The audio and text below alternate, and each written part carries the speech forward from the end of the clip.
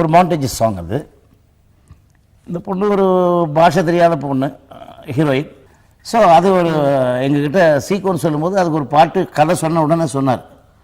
அதாவது ஊமை பண்ணலோ அன்று ஊமை பண்ணலோ இன்று பேசும் பண்ணலோன்னு பல்லவி கொடுத்தார்.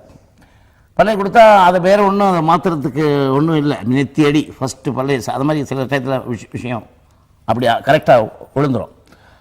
அந்த பாட்டை என்ன சொன்னார் எங்களுக்கு தெரியாது. பட் அவருக்கு என்ன வேணும்னாரு அந்த மாண்டேஜ் கேட்டார் பீம்சிங் அவர்கள்.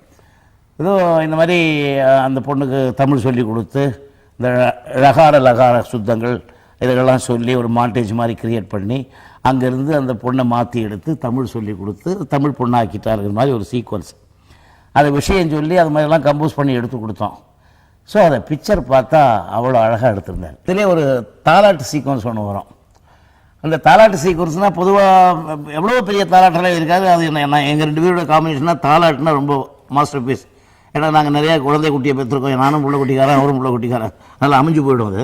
இதில் என்ன சொன்னார்னா, பிள்ளைக்கு தந்தை ஒருவன், நம் எல்லோருக்கும் தந்தை இறைவன் சொன்னார்.